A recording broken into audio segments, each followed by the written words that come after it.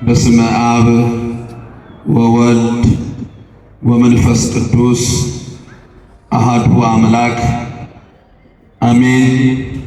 በሰማያዊው ሥርዓት እግዚአብሔርን የምታገለግሉ ሊቃውንተ ቤተ ክርስቲያን፣ አይንተ እግዚአብሔር አበው ካህናት፣ ላይካነ ምስጢር ወንድሞች ዲያቆናት፣ የእመቤታችን የቅድስት ድንግል ማርያምን ልጅ የመልአኩ የቅዱስ ሚካኤልን አምላክ መድኃኔ ዓለም ኢየሱስ ክርስቶስን ደጅ የምትጠኑ ኦርቶዶክሳውያን አባቶች፣ እናቶች፣ ወንድሞችና እህቶች፣ ሕፃናት በልዑል እግዚአብሔር ፍጹም ሰላም እንደምሰነበታችሁ፣ እንደምን አመሻችሁ፣ እንደምን አላችሁ? አሜን። ልዑለ ባሕሪ የአባቶቻችን የቅዱሳን አምላክ ቅዱስ እግዚአብሔር ስሙ ዛሬም ዘወትርም የተመሰገነ ይሁን። ለቃል መውረድ ለሥጋ ማድረግ ምክንያት የሆነችን ቅዱሱን እግዚአብሔርን አቅርበን ያየንባት የሐዲስ ኪዳን ኪሩቤል ማምላክ ወላዲተ አምላክ ድንግል ማርያም ስሟ የተመሰገነ ይሁን። የመጋቢ ብሉይ የቅዱስ ሚካኤል ጸሎት፣ ልመና፣ ምልጃ ከሁላችንም ጋር ይሁን።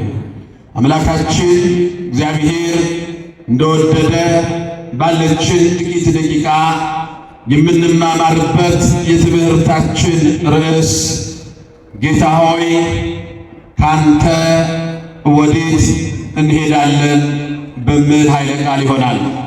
የዮሐንስ ወንጌል ምዕራፍ 6 ቁጥር 67 ላይ የምናገኘውን ኃይለ ቃል መነሻ አድርገን ጥቂት ደቂቃዎችን እንማማራለን።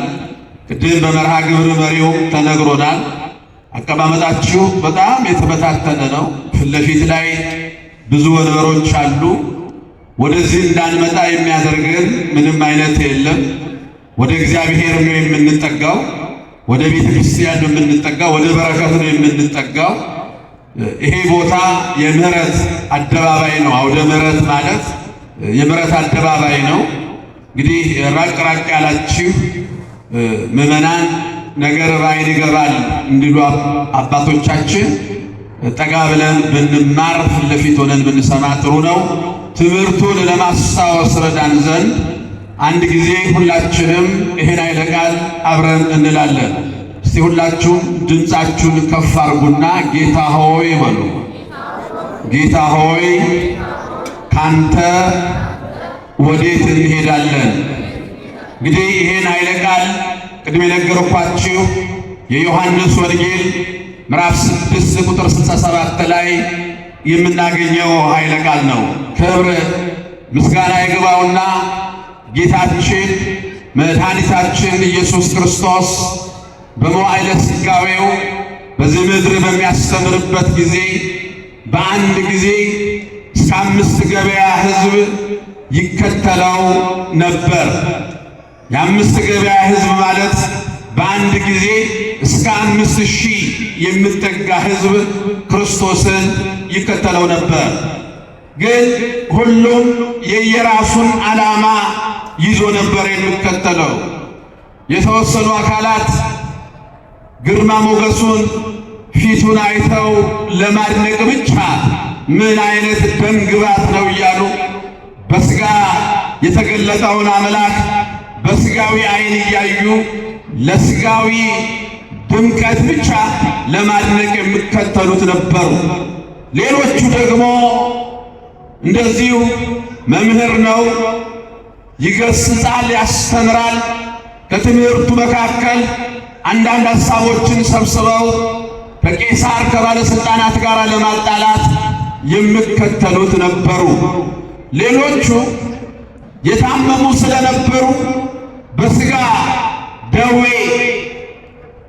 በደዌ ውስጥ ስለሚመላለሱ እግዚአብሔር ደግሞ ብዙ በሽተኞችን ይፈውስ ስለነበረ ስለ ሥጋ በሽታ ብቻ ከዛ ነፃ ለመውጣት ብቻ ክርስቶስን የሚከተሉት ነበሩ።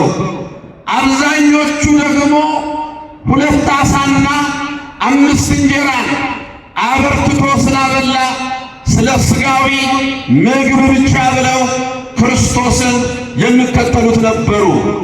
አምላክ ነው፣ ፈጣሪ ነው፣ ልብና ኩላሊትን የሚመረምር አምላክ ነው። የሁሉንም ልብ ተመለከተ። ክርስቲያኖች እኔ ቆሜያለሁ፣ እናንተ ተቀምጣችኋል። የሁላችንንም ልብ መመርመር የሚችል እግዚአብሔር ብቻ ነው። በውስጣችን ምን አይነት ሐሳብ እንዳለ የሚያውቅ እግዚአብሔር ነው። ሐሳባችን የፀጉራችን ቁጥር እንኳ ሳይቀር በእርሱ ዘንድ የታወቀ ነው። የሁሉንም ልብ ተመለከተ፣ የሁሉንም ልብ አየ። ታስታውሳላችሁ፣ የመጀመሪያው የእስራኤል ንጉሥ ሳኦል እግዚአብሔርን በበደለ ጊዜ እግዚአብሔር ንግሥናን ከሳኦል ቀምቶ ለእሴይ ልጅ ለዳዊት ለመስጠት ነገሥታትን ይቀባ የነበረውን ሳሙኤልን ወደ እሴይ ቤት ልኮ ነበረ። ያኔ እሴይ ለሳሙኤል መልስ ሲሰጠው እግዚአብሔር ከልጆች መካከል ለንግሥና ይመረጠዋልና አቅርብ አለው ሳሙኤል። እሴይን ከልጆች መካከልማ ንጉሥ መሆን የሚችለው ደምግባት ያለው ንግግሩ ያማረለት በሰው ዘንድ ስታይ ግርማ ሞገስ ያለው ኤልያብ ነው። መጽሐፈ ሳሙኤል ቀዳማዊ ምዕራፍ 16 ላይ ኤልያብ ነው ብሎ አቀረበ። ሳሙኤልም አየ በሰው ሰውኛው እውነትም ኤልያብ ነው ንጉሥ መሆን የሚችለው አለ። ለመቀባት ቅዱሱን ቅባት አወጣ። ያኔ ከሰማይ የእግዚአብሔር ድምፅ ወደ ሳሙኤል ጆሮ መጣ። ያ በቤተ መቅደስ ውስጥ ያውቆ የነበረው የእግዚአብሔር ድምፅ ለሳሙኤል መጣለት። ሳሙኤል ሰው እንዲያይ እግዚአብሔር አያይም። ሰው ፊትን ያያል፣ እግዚአብሔር ግን ልብን ያያል አለው። ሰው እንዲያይ እግዚአብሔር አያይምና ተጠንቀቅ። ሰው ፊትን፣ እውቀትን፣ ስልጣንን፣ ዝናን፣ ወገንን፣ ዘመትን፣ ሀብትን፣ ንብረትን ያያል። እግዚአብሔር ግን ውስጥን ልብን ያያል። ልብ የእውነት ማዕከል ነው። ልብ የሃይማኖት ማዕከል ነው። እግዚአብሔር ከሰው የሚፈልገው ልቡን ነው። ሃይማኖቱን ልቡን ነው። በውስጡ ያለውን እውነት ተወው። ይሄ የአምስት ገበያ ሕዝብ አብዛኛው ልብ ውስጥ ያለውን ሐሳብ እግዚአብሔር ያውቃል። የሚመረምር አምላክ ነው። አያቸውና እንዲህ አላቸው። አብዛኞቹ የተከተሉለትን ዓላማ አንስቶ ስለምበላ ነገር ለምን ትከተሉኛላችሁ? አባቶቻችሁ በምድረ በዳ መናን በሉ፣ ግን ሞቷል። ሞቱ። ዓለም ይሄ ነው። ትበላለህ፣ ትሞታለህ። ሌላ ነገር የለም። ትበላለህ ምድር ላይ፣ ከዛስ ትሞታለህ በሥጋ። በሉ፣ ሞቱ። ስለ ምግብ ብቻ ለምን ትከተሉኛላችሁ ብቻ ሲሆን እንጂማ የዕለት እንጀራ እንድንለምነው እኮ ነግሮናል። በሰማያት የምትኖር አባታችን ሆይ ብላችሁ የዕለት እንጀራችንን ስጠን ዛሬ በሉ ብሏል። ግን ስለ ዕለት እንጀራ ብቻ፣ ስለ ዓለማዊ ጉዳይ ብቻ፣ ዓለም ላይ ስላለው ሕይወት ብቻ እግዚአብሔርን የሚከተሉ ሰዎች አሉ። ከዛ በኋላ ምናል ከሰማይ የወረድኩ እውነተኛ እንጀራ እኔ ነኝ። አሁን ወደ ዋናው ትምህርት መጣ። ከሰማይ የወረድኩ እውነተኛ እንጀራ እኔ ነኝ። ሥጋዬን የበላ ደሜን የጠጣ የዘላለም ሕይወት አለው። ደነገጡ። እኛ አሳና እንጀራን አበርክቶ ሲያበላን ሁል ጊዜ አሳና እንጀራን ለመብላት ብለን ስንመጣ ለአንድ ጊዜ ብቻ ነው፣ በቃ አልቻለም። ይኸው ሥጋዬን ብሉ ማለት ጀምሯል። ያኔ የአምስት ገበያ ሕዝብ ተበተነ። ይህን ትምህርት ስሰማ ኦርቶዶክሳውያን ቤተ ክርስቲያን ስንመጣ እኛ የምንፈልገውን ትምህርት ለመማር እንዳንመጣ፣ ቤተ ክርስቲያን የምታስተምረን ትምህርት ለመማር እንዳንመጣ። ብዙ ሰው ትምህርቱ ለራሱ እርሱ እንዲፈልግ ለእርሱ እንዲስማማ ለእርሱ ሕይወት ይሄማ ለነገሩ ነው የሚል ትምህርት የሚመርጥ ሰው አለ። እንደዛ አይደለም። እግዚአብሔር ያስተምራል፣ እኛ እንሰማለን። ሕዝቡ ተበተነ። ያኔ አይ ይሄ ሕዝብ እንዳይበተን በቃ ሥጋዬንም አይብላ ደምንም አይጠጣ ችግር የለውም ዝም ብሎ ይንጣ አላለም ክርስቶስ። ትምህርቱ ይሄ ነው፣ ሌላ ትምህርት የለውም። የቤተ ክርስቲያናችን የትምህርቷ ማዕከል ይሄ ነው። ክርስቲያኖችን ለእግዚአብሔር መንግሥት ማብቃት ነው የቤተ ክርስቲያን ዓላማ። በቃ ሌላ ምንም ዓላማ የላትም። ምድር ላይ ክርስቶስ ቤተ ክርስቲያንን መስርቶ የሄደው ሁላችንንም ለእርሱ መንግሥት እንድታበቃን ነው። ሌላ ዓላማ የላትም ቤተ ክርስቲያን። ሌላ ምድራዊ ጉዳይ የላትም። ዓለም ውስጥ ሌላ የሚያጨቃጭቅ አጀንዳ የላትም። የዓለምን ሕዝብ ሁሉ ሰብስባ ለመንግሥት እግዚአብሔር ማብቃት ነው። ለዚህ ደግሞ ማዕከሉ የክርስቶስ ሥጋና ደም ነው። ብሉ ጠጡ። ዞር ብሎ 12ቱን ሐዋርያት አየ። እናንተሳ አላቸው ልትሄዱ ትወዳላችሁ? ሌላ ትምህርት የለኝም። እናንተሳ? ያኔ ነው የትምህርታችንን ርዕስ የሐዋርያት አለቃ ቅዱስ ጴጥሮስ ድምፁን ከፍ አድርጎ ጌታ ሆይ አንተ የዘላለም ሕይወት ከእኛ ጋር ነህ፣ ካንተ ወዴት እንሄዳለን? የዘላለም ሕይወት አንተ። መረባችንን ጥብርያዶስ ባህር አጠገብ ጥለን ስንመጣ እናውቃለን አንተ። መቅረጫችንን ወንበር ላይ ጠረጴዛው ላይ ጥለን ስንመጣ አንተን አውቀን ገብቶን ነው። ሁሉን ትተን የተከተልነው አንተን አውቀን ነው። ጌታ ሆይ አንተ የዘላለም ሕይወት ከእኛ ጋር ነህ፣ ካንተ የት እንሄድ? ወዴት እንሄድ? እስቲ ከእኔ ጋር በሉ እግዚአብሔር ፍቅር ነው።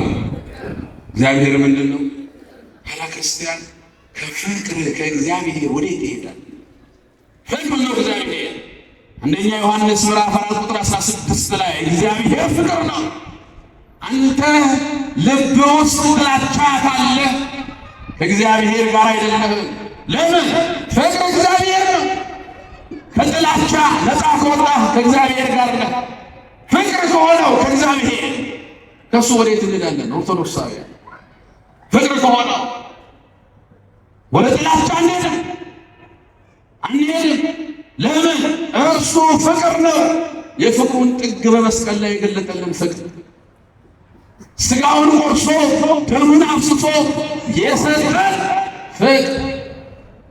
ብሉ ጠጡ ያለው ዓለማዊውን ምግብ ሳይሆን ራሱን ሥጋውና ደሙን ቆርሶ የሰጠን ፍቅር። ዮሐንስ ስለዚህ እኮ ነው ከዚህ የሚበልጥ ፍቅር ለማንም የለውም። ፍቅር ከሆነው ከእግዚአብሔር አንለይም።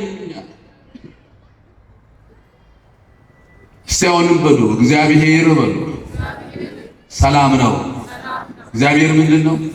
ሰላም ነው። በሕግ የተነገሩትን አዋጆች ሁሉ ሽሮ አለ ቅዱስ ጳውሎስ እዛ ኤፌሶን መልእክቱ ላይ እኛን ከራሱ ጋር ያስታረቀን ክርስቶስ ሰላማችን ነው።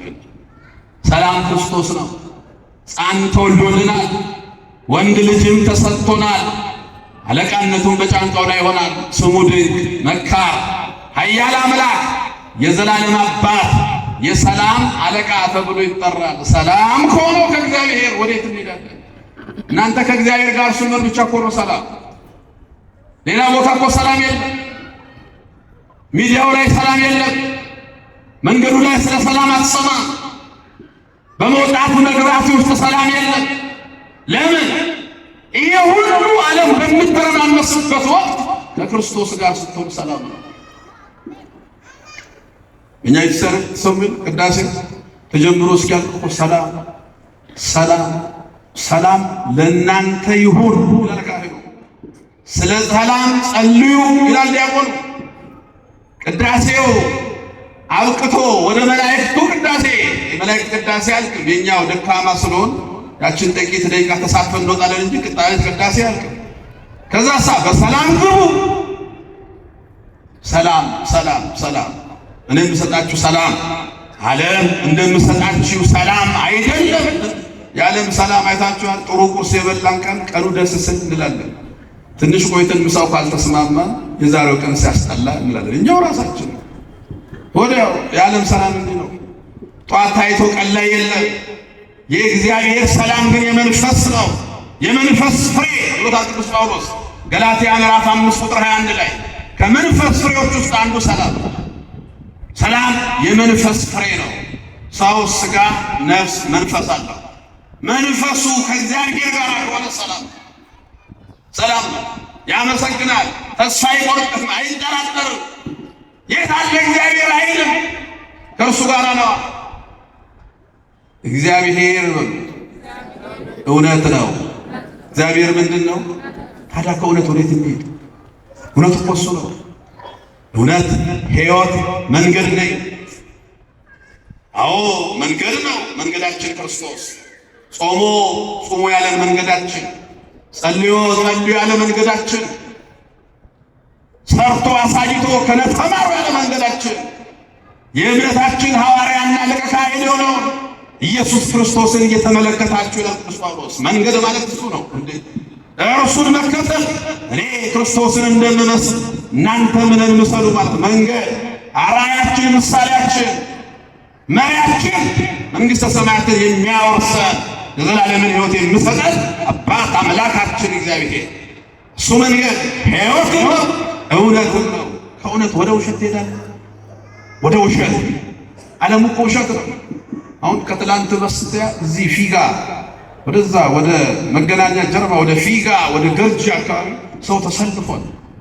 ባንክ በር ላይ ምንድነው ሲባል የባንክ ቡክ ለማስመረቅ ማን ነው የሚመርቀው? ፓስተር። እሺ ይልበታል።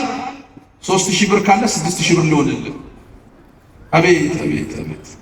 ይሄ እኮ ዓለም እኮ ወዳጄ ሌላ ዓለም ውስጥ ገብተናል እኮ። 10 ዓመት ሙሉ እፍ ብልበት 10 ብር አይጨምርልህ የለም። ለምን? ከእግዚአብሔር ስትለይ ወደ ውሸት ነው የምትገባው። እኮ ክርስቶስን ማጣት ነው እንዴ! ክርስቶስን ማጣት። የቡክ አካውንታችሁን አምጡና አበዛለሁ ብሎ እንደ ክርስቶስ እንደ ጥረህ ግረህ ሰርተህ ብላ ያለው ክርስቶስ እንጂ እንዲሁ ዝም ብለህ ተሰልፎ ሰው የኦርቶዶክሱ እኮ ማታ መንገድ ላይ ያለው ምንድን ነው ቆይ ላስባርክ ባክህ ረተው። ይሄ ከእውነት ወደ ውሸት ነው። እውነት እግዚአብሔር ነው። እግዚአብሔር በሉስ የዘላለም ሕይወት ነው። ምንድን ነው ዘላለም ሕይወት? በቃ እሱ የፈለግነው ለሌላ እንዳይመስላችሁ፣ ከእርሱ ጋር የምንኖረው ለሌላ ነገር እንዳይመስላችሁ። አንተ የዘላለም ሕይወት ከእኛ ጋር ነህ ያለው ቅዱስ ጴጥሮስ። እኛ የዘላለም ሕይወት ባለ ርስቶች ነን። ኦርቶዶክሳውያን እንዳትረሱ። ኦርቶዶክስ ከሆንክ የመንግሥተ ሰማያት ቪዛ አለ፣ ይዘናል። ቪዛው እጃችን ላይ ነው አለ። አንድ ሰው ከዚህ ተነስቶ አሜሪካ ለመሄድ 2 ነገር ያስፈልጓል፣ ፓስፖርትና ቪዛ። ፓስፖርት ሰው መሆን ነው። ቪዛ ክርስቲያን መሆን። ክርስቲያን ከሆንክ ቪዛው ተመቶልሃል። እኛ ያለን ቪዛው ስንል ዝም ብሎ ትምክህት እንዳይመስል፣ በእግዚአብሔር አምነናል፣ በክርስቶስ ቤዛነት ድነናል፣ በጥምቀት ዳግመኛ ተወልደናል። ተመልከቱ፣ በቅባ ሜሮን ከብረናል፣ በሥጋውና ደሙ ታትመናል። ስለዚህ የመንግሥተ ሰማያት መንገደኞች ነን። ቅዱስ ጳውሎስ ስለዚህ ነው አይዟችሁ በርቱ፣ ወደ ጽዮን ተራራ፣ ወደ ሕያው እግዚአብሔር ከተማ፣ በደስታ ወደ ተሰበሰቡ ወደ መላእክት ኅብረት፣ ወደ ቅዱሳን መንፈሶች፣ የሁሉ ዳኛ ወደ ሆነው ወደ እግዚአብሔር ቀርባችኋል ይላል። በርቱ ይልና እየተጓዛችሁ ይላል። ወዴት? ወደ ጽዮን ተራራ፣ ወደ ሕያው እግዚአብሔር ከተማ፣ በደስታ ወደ ተሰበሰቡ ወደ መላእክት፣ ወደ ቅዱስ ሚካኤል ኅብረት እየተጓዛችሁ ነው። የሁሉ ዳኛ ወደ ሆነው ወደ ኢየሱስ ክርስቶስ እየተጓዛችሁ ነው። ለዚህ እኮ ነው ዲያቆኑ በቅዳሴ ላይ የተቀመጣችሁ ተነሱ ይላል። ቅዳሴ መሃል ላይ የዲያቆናት ሥራ ማበረታታት ነው። ለጽሩ ውስተ ጽባ፣ ወደ ምስራቅ ተመልከቱ ይላል። ያ ወዴት እየሄዳችሁ እንደሆነ ምስራቅ ገነት መንግሥተ ሰማያት ናት። ከተቀመጣችሁ አታሉ። ቆሞ መቀመጥ ቅዳሴ ላይ ተቀመጡ የሚል አንድም ቦታ የለም። ሰው ግን ይቀመጣል። በምን? በሥጋ ደግሞ መቀመጥ እንዳይመስል በሐሳብ እያስቀደሰ ቤቱ ገብቶ ቡናም ጠጣሷል። እያስቀደሰ ሰው የሚያመሷል። ቅዳሴ ከተጀመረ ጀምሮ ሌላ ዓለም ውስጥ ሄዶ እግዚኦታ ላይ ብንን የሚሷል። እነሱን ነው የተቀመጣችሁ የሚለው። ተነሱ። ለምን? የምታስቀድሰው ንስሐ ገብተህ ሥጋውና ደሙን ለመቀበል ነው። ያ ደግሞ እዛ ምስራቅን እያሰብክ እንድትኖር ነው መንግሥተ ሰማያት። እኛ እኮ ሞተን በሥጋ እንኳን ስንተገንዘን ልንነሳ ፊታችን ወደ ምስራቅ ተደርጎ ነው የምንቀበረው።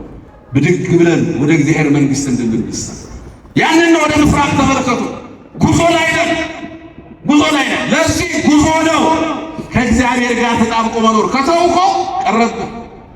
ቪዛ ስለተመታልህ ብቻ ትገባ።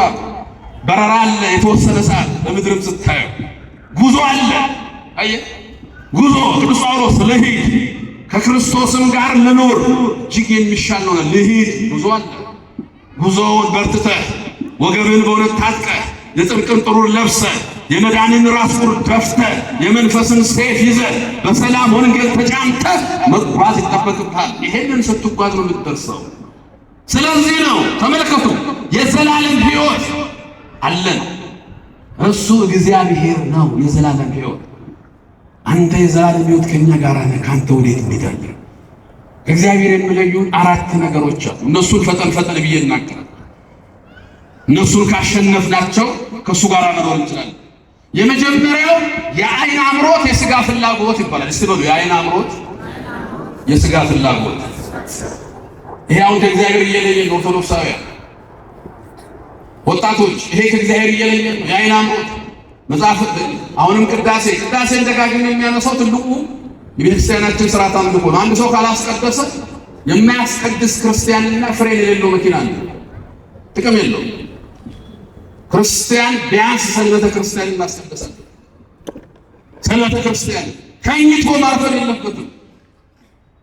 የፈለገ ነገር ቢሆን ሰንበት ይኸው አለው ብሎ መምጣት አለበት። ክርስቶስ አለው አምላኬ ማን ይቀራል? ቀራንዮ ሞሪያ ተራራ ላይ ሞሪያ ማለት ቀራንዮ ማለት ነው። አብርሃም ልጁ ይስሐቅን የሰዋበት ተራራ ሞሪያ ነው። በይስሐቅ ፋንታ በጉ የታረደበት ተራራ ሞሪያ ነው። ስለሁላችን ቤዛ የሆነው በግ ክርስቶስ የታረደበት ተራራ ቀራንዮ ቤተ መቅደሱ ነው። እዛ ስር መጥቶ ቆሞ ማየት የማይፈልግ ሰው የለም። ታያለ ድንግል ማርያም ስትመጣ ታያለ ዮሐንስ።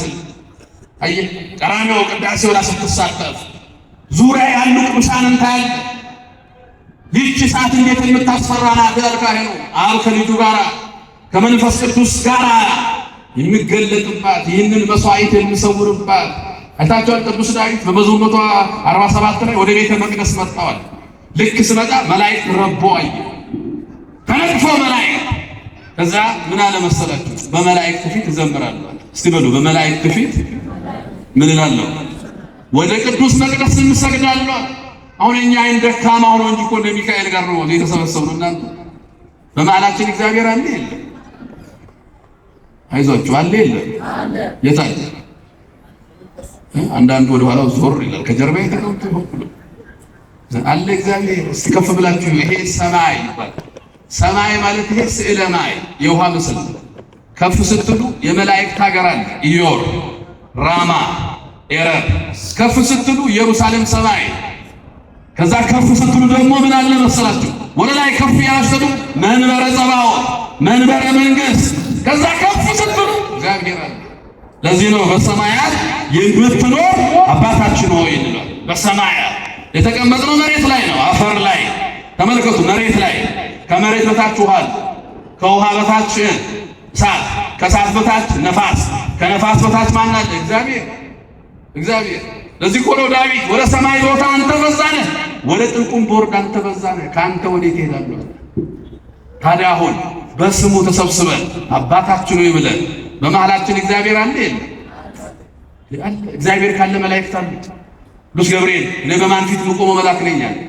ታዲያ እግዚአብሔር ካለ መላእክት አሉ። ገብርኤል ካለ ሚካኤል አለ አለ አሉ ከኛ ጋር ብለን ነው የምናስበው አለ። ለዚህ ነው ቅዳሴው ደግሞ ከሁሉም ስርዓት ከፍ ያለው ስርዓት አምልኳችን ስለሆነ እግዚአብሔር ከመላእክቱ ጋር አለ እንላለን። ከመላእክት ጋር አብሮ ቆሞ ማስቀደስ የሚጠላ ሰው ማን አለ? ከእግዚአብሔር ፊት መቆም የሚጠላ ሰው ማን አለ? ኦርቶዶክሳውያን የለም አለ የለም የለም። ቅዳሴ ላይ ገባረ ሰናይ ካህን ወንጌል ያነባል። ንፍቅ ካህን የሐዋርያትን ሥራ ያነባል። ገባረ ሰናይ ዲያቆን መልእክት ያነባል። ንፍቅ ዲያቆን ሌሎችም መልእክት ያነባል። ገባረ ሰናዩ ዲያቆን የጳውሎስን መልእክት ብቻ ነው። ከጳውሎስ መልእክት ውጭ ያሉትን ደግሞ ንፍቁ ዲያቆን ያነባል። ሁሉም ሲያነቡና ካነበቡ በኋላ ይምሩታል። የሁሉንም አልናገርም። የንፍቁ ዲያቆን ግን አንብቦ ከጨረሰ በኋላ እንዲህ ይላል፣ ወንድሞች ሆይ። በእኛ ቤተክርስቲያን ወንድሞች ሆይ ማለት አባቶች፣ እናቶች፣ እህቶች፣ ወንድሞች፣ ሕፃናት ሁሉንም ይመለከታል። ወንድሞች ሆይ ዓለምን አትውደዱ፣ ዓለሙም ሐሳቡም ኃላፊ ነውና። ዓለምን ምን አትበሉ ነው? አትውደዱ ነው። አትስሩ አይነት ዓለም ውስጥ አትነግዱ አላለም። አትነግዱ፣ መንግሥት ሠራተኛ አትሁኑ አላለም። ገበሬ አትሁኑ አላለም። ወዛደር ወታደር አትሁኑ አላለም። ሁሉንም ትሆናለህ፣ ግን አትውደዱ። ዓለምን መውደድ ዓለም ውስጥ ከመኖር ይለያል። ሰው ዓለምን ሲወድ እግዚአብሔርን ይተዋል። ሰው ዓለምን ከፍ ሲያደርግ እግዚአብሔርን ይረሳል። ሰው ዓለም ውስጥ ያለውን ነገር የኔ ነው ስል የራሱ ዓለም ፈጥሮ ስለ እግዚአብሔርን ይረሳል። ቅዱስ ጳውሎስ አንድ ሰው በዚህ በመልእክቱ አንስቷል። 3 ጊዜ ስሙ ጠርቷል። ዴማስ ይባላል። ዴማስን መጀመሪያ ላይ ቆላስይስ ምዕራፍ 4 ቁጥር 14 ላይ ዴማስ ሰላምታ ያቀርብላችኋል ይላል። ከቲቶ ከፊሊሞና ከጢሞቴዎስ ጋር ከቅዱስ ጳውሎስ ጋር አብሮ ነው ያለው። አሁንም ፊልጵስዩስ ምዕራፍ 1 ቁጥር 24 ላይ ዴማስ ሰላምታ ያቀርብላችኋል ከሉቃስ ጋር ሆኖ ይላል። አለ ከነጋራ የቅዱስ ጳውሎስ 14ኛ መልእክት ሁለተኛ ጢሞቴዎስ የመሰነባበቻ መልእክት ነው። መልካሙን ገድል ተጋድያለሁ፣ ሩጫዬን ጨርሻለሁ፣ ሃይማኖቴን ጠብቄያለሁ፣ የክብር አክሊል ተዘጋጅቶልኛል ብሎ የመሰነባበቻ መልእክት ጽፏል ቅዱስ ጳውሎስ። 1 ዓመት ሮም እስር ቤት ውስጥ በጨለማ ቤት ከታሰረ በኋላ ምን አለው ጢሞቴዎስን? ልጄ ጢሞቴዎስ ሆይ ፈጥነህ ወደ እኔ ና ይልና ቁጥር 11 ስልታነቡ ዴማስ የአሁኑን ዓለም ወዶ ትቶኝ ሄዷል። አያችሁ፣ የነበረው ዴማስ የነበረው አብሮ የነበረው ዴማስ የአሁኑን ዓለም ተሰሎንቄን ወዶ ትቶኝ ሄዷል። የአሁኑን ዓለም ወደው ቤተክርስቲያንን የተው ብዙ ናቸው። የአሁኑን ዓለም ወደው ክርስቶስን የረሱ ብዙዎች ናቸው። የዓይን አምሮት፣ የሥጋ ፍላጎት ከባድ ነው። የኛ ዘመን 3ቱ አርዕስተ ኃጣውእ ይባላል። አንደኛው ስልጣን፣ ሁለተኛው ገንዘብ፣ ሶስተኛው ዘረኝነት። እነዚህ 3ቱ ይዞን ጉድጓድ እየገቡ ከክርስቶስ እየለዩን ነው። ገንዘብ ያጣት ሁሉ ስር ነው። በገንዘብ ነግደህ አትርፈህ ለድሃንም ሌላውን አድርገህ ብትኖርበት ትርፍ ነው። ግን ስለ ገንዘብ ብሎ ወንድሙን የሚገድል ትውልድ እየበዛ ነው። በዘር በነገድ በቋንቋ የተገዳደልን ነው። የኃጢአት ፍሬ እኮ ነው። እናንተ ወንድሙን ገሎ ፖስት የሚያደርግ ትውልድ እኮ ነው የመጣው። እኛ እኮ ኢትዮጵያውያን ቤታችን ውስጥ ያደገ እንስሳ እንኳን አርደን አንበላም እኮ። እናንተ ሰው እኮ ቤት ውስጥ ያሳደገውን እንስሳ አርዶ አይበላም። ቤት ውስጥ ያደገውን ፍየል አርደን እንደው ልጁ ስለሚያይ ቢቸግረው ይሸጠዋል እንጂ ይሸጠዋል። እኛ እኮ እግዚአብሔርን ከሰይጣን ጋር ለማስታረቅ ቆሞ የለመኑ ቅዱሳን እንደነ ክርስቶስ ሰምራ ያሉ እናቶች አሉ። እንደዛ ነበር እኮ እናንተ። አሁን ሰው ተለያይቷል። ይሄ ከክርስቶስ ይለያል። የዓይናሞት ሥጋ ፍላጎት ይለያል። ወደድክም ጠላህም ማንንም ቅድም ብለናል። ልባችን ውስጥ ያለውን ያውቃል ክርስቶስ። ምላሳችን ሌላ ቢሆን ውስጣችን እያደረ እየተገለጠ ነው። የሁሉም ሰው ውስጥ ከእግዚአብሔር ጋር የሚገርማችሁ ነው። እኛ እኮ አንድ ካልሆን እግዚአብሔር በመሃላችን አይገኝም። እኛ ከተከፋፈል እግዚአብሔር በመሃላችን አይገኝም። አንድ ናይጄሪያዊ ነጋዴ አለ። በጣም ክርስቲያን ነው። አውሮፓ ሀገር ይመላለሳል። አውሮፓ ሀገር ከዕለታት አንድ ቀን ዕቃ አስጭኖ ትልቅ ባለሀብት ነው። ለማስቀደስ ሮጦ ወደ ቤተ ክርስቲያን ይመጣል። ሮጦ ሲመጣ በር ላይ ዘበኛው አትገባም። ለምን? ላስቀድስ እኮ ነው፣ ክርስቲያን ነኝ። ይሁን አትገባም። መጨረሻ ላይ ለምን ብሎ ሲጠይቀው እዚህ መግባት የሚችለው ነጭ ብቻ ነው፣ አንተ አትገባም፣ ጥቁር ነው። ቤተክርስቲያን እኮ አዘነ። በር ላይ ተኛ። እንቅልፍ ቢጤ ሲወስደው ክርስቶስ ተገለጠለት። ለምን አዘንክ አለው። አምላኬ እንዴት አላዝንም ከለከሉኝ እኮ አትገባም ብለው እንኳንም አልገባህም አለው ክርስቶስ። እንኳን አንተ እኔም አልገባውም አለው ክርስቶስ። አይገባም ክርስቶስ። ወዳጄ አንተ ፍቅር ከሌለ ህብረት አንድነት ከሌለ አይገባም ክርስቶስ። አናገኘው። ትቶን ይሄዳል። ትቶን ከእኛ ጋር መሆን የሚችለው ክርስቶስ የአይን አምሮታችንን የሥጋ ፍላጎታችንን ያሸንፈን ስንኖር የመጀመሪያው ከእግዚአብሔር የሚለየን ይሄ ነው። ሁለተኛው ክርስቲያኖች ከእግዚአብሔር የሚለየን የቤተልሔም ረሃብ ነው። እስቲ የቤተልሔም ረሃብ በሉ። ቤተልሔም ማለት የእንጀራ ቤት ማለት ነው። የቤተልሔም ማለት ረሃብ ማለት አንዳንድ ጊዜ በእንጀራ ቤት እንጀራ ይጠፋል፣ በእውነት ቤት እውነት ይጠፋል፣ በፍቅር ቤት ፍቅር ይጠፋል፣ በሰላም ቤት ሰላም ይጠፋል። ክርስቲያኖች አንዳንድ ጊዜ በቤተልሔምም ረሃብ ይገባል። ችግሩ ቤተልሔም ረሃብ ስገባ እንዳትሰደድ። ቤተልሔም ረሃብ በገባበት ዘመን ይላል መጽሐፈ ሩት ምዕራፍ 4 ምዕራፍ 1 ቁጥር 1 ላይ በቤተልሔም ረሃብ በገባበት ዘመን 4 ነፍሳት ወደ ሞዓባውያን መንደር ተሰደዱ። የሚገርም ነው። ረሃቡ ይኖራል ቤተልሔም ውስጥ። የተሰደዱት ግን ወዴት ነው? ወደ ሞዓብ። ሞዓብ አባት ከልጁ የወለደበት ከተማ ነው። ሞዓብ እግዚአብሔር የማይመለክበት ስፍራ ነው። ሞዓብ የኃጢአት መንደር ነው። የፈለገ ነገር ቢሆን የቤተልሔም ረሃብ ጉም ነው፣ ከኖ ይጠፋል። ቤተልሔም ረሃብ ገባ ብለው ወደ ሞዓብ አትሰደድ። ብዙ ሰዎች በሆነ ምክንያት ከክርስቲያን ይወጣሉ። ቄሱ እንዲያርጉኝ፣ ሰባኪው እንዲሆኑ፣ ጳጳሱ እንዲሆኑ፣ ሰበካ ጉባኤው እንዲሆኑ፣ እገሌ ጉቦ ተቀብሎ እገሌ ሙስና ሰርቶ፣ አንተ ይሄ ሁሉ ጉም ነው ያልፋል። ቤተልሔም ውስጥ በርትተህ መኖር። ሰይጣን ከቤተ ክርስቲያን እኛን ለማስወጣት የማይቆፍረው ጉድጓድ የለም። አንተ ጠንክረህ እዛው መቆም። ኑኃሚን መጀመሪያ ባሏን አጣች፣ ልጆቿን አጣች፣ ባዶ እጇን ቀረች። እግዚአብሔር ቤተልሔምን ጎበኛት ይላል። ይጎበኛል እግዚአብሔር፣ ያያል እግዚአብሔር። እናንተ መድኃኔዓለም ያያል እኮ ውስጥ የሚያጠራበት ጊዜ ኖሯል። ይጎበኛል ጎበኛል። ያኔ ሮጣ መጣች ኑኃሚን አሏት። ኑኃሚን አትበሉኝ አለች። ማራ በሉኝ፣ ስወጣ ምኑ ነበርኩ፣ ይኸው ባዶዬን ተመለስኩ። እናንተ እዚህ ስንሆን እኮ ምኑ ነን? ከቅዱሳኑ ጋር ስንሆን ምኑ ነን? ከመላእክቱ ጋር ስንሆን ምኑ ነን? ከድንግል ማርያም ጋር ስንሆን ምኑ ነን? ከመድኃኔዓለም ጋር ስንሆን ምኑ ነን? ጥልተን ይሄን ቀን ግን ባዶ በትንሽ ነገር አኩርፎ ክርስቲያን ጠፍሶች በሆነ ምክንያት ጠቅሰው የጠፏል። አትውጣ ከክርስቲያን። ታስታውሳላችሁ ቅዱስ ጴጥሮስን እዛ ደብረ ታቦር ተራራ ላይ አየ። ነቢያቱ መጡ፣ ሙሴና ኤልያስ ገረመው። ሐዋርያቱ ጓደኞቹ አሉ። የእነሱ አምላክ ደግሞ ክርስቶስ መሃላቸው ቆመዋል።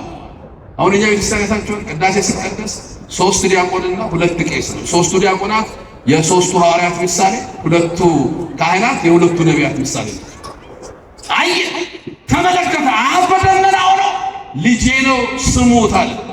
ከዚህ በፊት ራሱ ጴጥሮስ መስክሯል። አንተ ውእቱ ክርስቶስ ወልደ እግዚአብሔር ሕያው ብሎታል። አዎ ጴጥሮስ እውነትህን ነው ያልከው፣ ልጄ ነው ስሙት አለ። ይህን ሁሉ ካየ በኋላ ቅዱስ ጴጥሮስ ኢየሱስ ክርስቶስን ምን አለው? ጌታ ሆይ አለው፣ ከዚህ ተራራ አታውርደን አለው። እስቲ በሉ ጌታ ሆይ ከዚህ ተራራ አታውርደን። እናንተ ከዚህ ቅዳሴ እንዳያወርደን፣ ከዚህ ማህሌት፣ ከዚህ ጾም፣ ከዚህ የቅዱሳን ህብረት፣ ከዚህ ዝማሬ ሰማያዊ፣ ከዚህ እውነት አታውርደን። ክርስቶስ ሆይ ከዚህ ተራራ አታውርደን። በዚህ መሆን ለእኛ መልካም ነው። አያችሁ፣ የቤተልሔም ራብ ያልፋል። የቤተልሔም ራብ ሲያልፍ ማለፉ ላይ ቀር ለምን ትሄዳለህ? ቤተልሔም አታውርደን። ከዚህ እውነት አታውርደን፣ ከዚህ ፍቅር አታውርደን፣ ከዚህ ሰላም አታውርደን፣ ከዚህ ማህሌት ከቅዱስ ያሬድ ዜማ አታውርደን። ዓለም ውስጥ ያለው ጭፈራ ነው፣ አታውርደን። ሁለተኛው የቤተልሔም ረሃብ ነው ከእግዚአብሔር የሚለየን። ሶስተኛው ሰው በመሆን የሚመጣ ፈተና ነው ከእግዚአብሔር የሚለየን። በነገራችን ሰው ሳይፈተን አይኖርም። ሰው በሰው በመሆኑ ብቻ ረሃብ፣ ጦርነት፣ በሽታ፣ መሰደድ፣ የተለያዩ ጉዳዮችን ስታዩ ሰው በመሆን የሚመጣ አንዳንድ ጊዜ ምን ነው ምን ይለዋል ይሄማ ሰው ከሆነ ይገጥማል። በዚህ ምክንያት እግዚአብሔር መለየት አያስፈልግም። ታስታውሳላችሁ የኮሮና ዘመን አንደበታችን አስቸግሮ እግዚአብሔርን እርስ በርሳችን ስንሰዳደብ ከአቅም በላይ ሰው እግዚአብሔር ለተወሰነ ጊዜ አሸነፈ። ሁሉም ሰው ሳት ምን እንደምን አደረገ ማን ይናገር? ታክሲ ላይ እንኳን ሰው ካለ ወራጅ አለ ለነበር ሰው እንዲሆነ ነበር። ያ ስታስበው በእግዚአብሔር ላይ ለመደገፍ ፈተና አይታችሁ ትንሽው ኮንዶሚኒየም ውስጥ የምትኖሩ ሰዎች ታስታውሱ። ትንሽ መሬት ተንቀጠቀጠ ሲባል ወርደህ ትቆማለህ። ፖሊስ መቶ ግባ አልገባም አልፈልግም። የራስ ቤት ውስጥ መኖር እኮ ትሸሻለህ ከእግዚአብሔር ጋር። አያችሁ በእጁ መዳፍ ላይ ስለሆን በራሳችን ቤት እንኳን በሰራነው ቤት ውስጥ እንኳን ለመኖር የእርሱ እርዳታ ያስፈልግሃል። ግቡ አልገባም መሬት ተንቀጥቅጧል። መሬትም እኮ በሱ እጅ ላይ ነው ያለችው። ከፎቅ ወደ መሬት ስንወድ መሬትስ በማን እጅ ላይ ናት? በእጅ መዳፍ ላይ ቀረጫችሁ አይደል? መሬቱን በእግዚአብሔር እጅ ላይ ነው። ስለዚህ ሰው ሲሆን ሰው ሆነ የሆነ ፈተና ሲመጣ ምን ነው እኛ ዳሁን ምን ነው እነ ቻይና ታዩ ሰዎች አሉ። ቻይና አደገች። ቻይና በቴክኖሎጂ ማንቀነባት መቅናትም አለብን።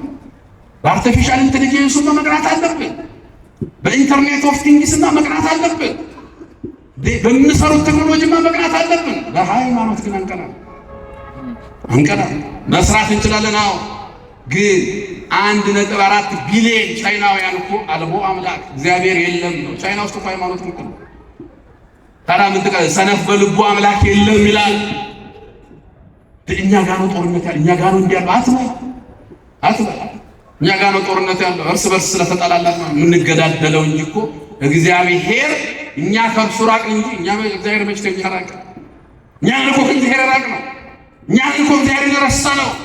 እኛ ነን እግዚአብሔር ይነሳው ነው እንጂ 365 ቀን የምትቀደስባት ሀገር ዓለም ላይ ያለ 365 ቀን ኢየሱስ ኢየሱስ ኢየሱስ የምትል ሀገር ከኢትዮጵያ ውጪ የት አለ?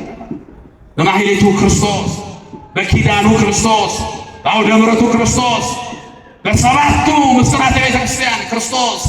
ሌላውን ተው። ይሄ በየታክሲው ሀላላ ብሎ ምትወንቶ ጥሩምባ ዝም ብሎ ምትወንቶ ከልብ ክርስቶስን የምትጠራ ቤተ ክርስቲያን በሀገሪቱ አለች አለ። ታበጽደው ያሃበ እግዚአብሔር እጆቿን ወደ እግዚአብሔር የምታደርስ ቤተ ክርስቲያን አለች። እኛን ክርስቲያኗ ጋር መሆን ያቃተን እኛን እንዴ የኛ ድካም እንጂ እኮ የዚህ ቤተ ክርስቲያን ጸሎት ለዓለም ይበቃል። እናንተ ለዓለም ይበቃል።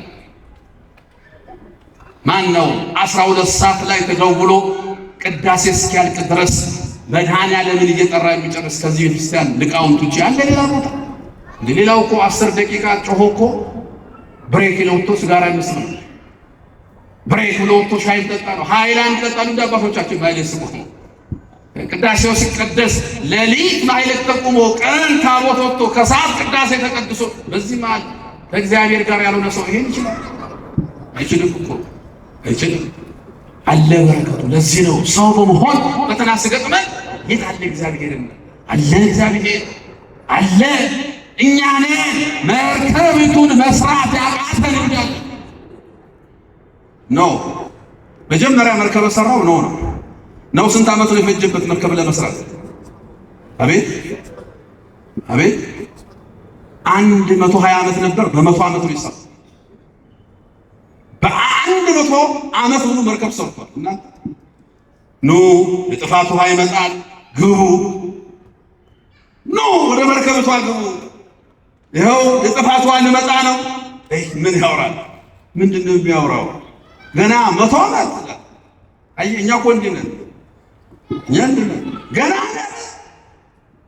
አይደለም ስራ መርከቢቷ ስራ 100 ዓመት ሩቅ ይመስላል። ሩቅ አይደለም። ድንገት የጥፋት ውሃ የመጣው ነውና ቤተሰቦቹ ጋር። ለዚህ እኮ ነው ክርስቶስ የነው ዘመን ሰዎችን አስቡ አለ። ስለ ምጽአት ሲያስተምር አስቧቸው ምዕመናን። ሰው በመሆን የሚገጥመን ፈተና እግዚአብሔር እንዳይለይ ይፈልገው ለዘላለም እንቀርብ። አራተኛውና የመጨረሻው ፈተና ክርስቲያን በመሆን የሚገጥመን። ይሄኛው ከሁሉም ፈተና ይበልጣል። ክርስቲያን ስትሆን ፈተና በዓለም ሳላችሁ መከራ አለባችሁ፣ ነገር ግን አይዟችሁ እኔ ዓለምን አሸንፌዋለሁ ያለው ክርስቶስ ነው። ዮሐንስ ወንጌል ምዕራፍ 16 ላይ በዓለም ሳለን ፈተና እንዴ ታዲያ ኦርቶዶክስ ሆነ ሳትፈተለት ነው? ሳትፈተን እንዴት ሆነ? ያለነው እኮ ዓለም ውስጥ ነው። ያለነው እኮ ክርስቶስን በምጠላ ዓለም ውስጥ ነው። እናንተ ክርስቶስን በምጠላ ዓለም፣ ክርስቶስን በማይፈልግ ዓለም የለበስከውን ነጠላ ዓለም ይጠላል። ያሰርከውን ማዕተብ ዓለም ይጠላል። የምትጠራውን አምላክ ዓለም ይጠላል። የቅዳሴውን ድምፅ ዓለም ይጠላል። ያንተን ዝማሬ አይፈልግም። ነጭ ለብሰህ እንድትዘምር ዓለም አይፈልግም። ይጠላል። ክርስቲያን ስትሆን ምንም ያንተን ነገር መስማት አይፈልግም። ለዚህ እኮ ነው ውጊያችን ከስጋና ከደም ጋር አይደለም፣ ከዚህ ጨለማ ዓለም ገዢ ከርኩሳን መናፍስት ጋር ነው። የእግዚአብሔርን ዕቃ ጦር ጋሻ አንሱ። የእግዚአብሔር ዕቃ እንደ ሰው ልማድ አንዋጋ ማለት ቅዱስ ጳውሎስ መንፈስ ነው ባለጋራችን። ውጊያችን እኮ ከዲያብሎስ ጋር ነው። እናንተ ብዙ ጊዜ ከሰው ጋር እንዳይመስል ክርስቲያን የሰው ጠላት የለውም። የክርስቲያን ጠላቱ ዲያብሎስ ነው። ዲያብሎስ ደግሞ የሚወጣውን አጥቶ እንደሚያገሳ አንበሳ በዙሪያችሁ ይዞራል። አላሁን አለ። ይሄ ፈተና ከእግዚአብሔር እንዳይነሳ አየህ። እኛ እየተገረፍን የምናመልከው አምላክ ነው ያለን። እኛ እየተሰደብን የምናመልከው አምላክ ነው ያለን። በፈረቃ እናመልከው። እየሞትን የምንሰግድለት አምላክ ነው ያለን። እናንተ እየሞትን ክርስቶስን የምንጠራው በመከራ ውስጥ ሆነን ነው። የምንበረከክለት አምላክ መከራ ውስጥ ሆነን ነው። መከራ ውስጥ ሆነን ምዕመናን፣ ክርስቲያን በመሆን የሚመጣ ፈተና ከእግዚአብሔር ሊለየን አይገባም። አንዳንድ ጊዜ ሳናውቅ የሞራል ስብራት እንዴ ሰማዕትነት እኮ ነው እናንተ፣ ክብር እኮ ነው። ስለ ክርስቲያን ሆኖ በሃይማኖት መሞት እኮ ክብር ነው። ይህ ታገኛለህ። ማንም ሰው አያገኘውም እኮ መታደል ነው። ኩን መሃይምነ እስከ ለሞት በእሁ በከ አክሊለ ሕይወት፣ እስከ ሞት ድረስ ታመንኩን የሕይወትን አክሊል እሰጥሃለሁ። እኛ እኮ ማተብ እጃችን ላይ አናስርም። ሰው እጁ ተቆርጦ መኖር ይችላል። አዎ። ማተብ እግራችን ላይ አናስርም። አዎ። ሰው እግሩ ተቆርጦ መኖር ይችላል። ማተብ የምናስረው ምናችን ላይ ነው? አንገታችን ላይ ነው። ዓለም እንዲያይልን ነው አይደለም። ሰው አንገቱ ተቆርጦ መኖር አይችልም። ጌታ ሆይ ያላንተ መኖር አንችልም ስንል ነው ማተባችን አንገታችን ላይ የምናስረው። ያላንተ ስንፋሳችን ነህ። ፍቅር የሆንከው አንተ፣ ሰላም የሆንከው አንተ፣ እውነት የሆንከው አንተ፣ የዘላለም ሕይወት የሆንከው አንተን እያመለክን እንኖራለን ጌታ ሆይ። ስለዚህ ካንተ አንለይም ስንል ነው ማተብ አንገታችን ላይ የምናስረው። ኦርቶዶክሳውያን አንተ የዘላለም ሕይወት ከኛ ጋር አለ። ካንተ ወዴት እንሄዳለን? የዘላለም ሕይወት ክርስቶስ ከእሱ ጋር ለዘላለም ነው የምንኖረው፣ ለዘላለም። ለዚህ ነው ቅዱሳን ሐዋርያት ገብቶን ነው የተከተልን፣ አውቀን ነው ፈልገን የመጣን። አንተ መች አፈርክ በእኛ? በቀራንዮ ዕርቃንን ስትሰቀል መች አፈርክ? እኛ ዛሬ የምናፍርብህ አምላክ አይደለም። እናመልክሃለን፣ እንዘምርልሃለን፣ እንጠራለን ስምህን። ሁሌ ኢየሱስ ክርስቶስ እንላለን። ለምን? በልባችን ተጽፈሃል። በዛ በዘመነ ሰማዕታት ክርስቲያኖች ይገደሉ ነበር እና ከአንበሳም ጋር ያታገሏቸው ነበር። በዛ ዘመን ከተገደሉት ሰማዕታት ውስጥ አንዱ አግናጤዎስ ምጡ ዘአንበሳ ይባላል። ለአንበሳ የተጣለው አግናጤዎስ ለአንበሳ ነው የጣሉት። አንበሳ ሰውነቱን ሁሉ ከበላ በኋላ አንዱን የሰውነት ክፍል አልበላ፣ ልቡን። ምኑን አልኳችሁ? ልቡ ላይ ስታይ ኢየሱስ ክርስቶስ የሚል ስም ተጽፏል። ክብር ምስጋና ይግባው መድኃኔዓለም። ልባችን ላይ የተጻፈ ስም ተመልከቱ። አንበሳ የማይበላው አንበሳ የተባለው ዲያብሎስ ሊያጠፋው የማይችል ስም ኢየሱስ ክርስቶስ እዚህ ውስጥ ተጽፏል። ለዚህ ነው እንዘምርለታለን የምንለው። ለዚህ ነው እንሰግድለታለን የምንለው። ለዚህ ነው ስሙን እንጠራለን የምንለው። ደስ ስለን ብቻ አይደለም። ነቢዩ ዕንባቆም እንዲህ ይላል፣ ምንም እንኳን በለስ ባታፈራ፣ ከወይን ሐረግ ፍሬ ባይገኝ፣ እርሾች መብልን ባይሰጡ፣ ሰማዩ ደመና ባይኖረው፣ ከብቶች በበረት ውስጥ ቢጠፉ፣ እኔ ግን በእግዚአብሔር ደስ ይለኛል፣ በመድኃኒቴ አምላክ ሐሴት አደርጋለሁ። የተናገረው እሱ ምንም እንኳን በለስ ባታፈራ፣ እነዚህን ነገሮች ስታዩ ጽኑ ረሃብ ነው። አንድ ሀገር ላይ በለስ ካላፈራ ረሃብ ነው። ከወይን ሐረግ ፍሬ ባይገኝ ረሃብ ነው። መስዋዕት የሚሆን ነገር የለም። እርሾች መብልን ባይሰጡ ረሃብ ነው። ከብቶች ከበረቱ ሲጠፉ ረሃብ ነው። ይሄ ሁሉ ቢሆን ግን እኔ በእግዚአብሔር ደስ ይለኛል አለ። በማን ደስ ይለኛል? በመድኃኒተ አምላክ አስተዳድረካለሁ። ጌታ ሆይ አንተ የዘላለም ሕይወት ከኛ ጋር ነህ። ካንተ ወዴት እንሄዳለን? ያስተማረን እግዚአብሔር ክብር ምስጋና ይግባው። ይቆየ። ስብሐት ለእግዚአብሔር።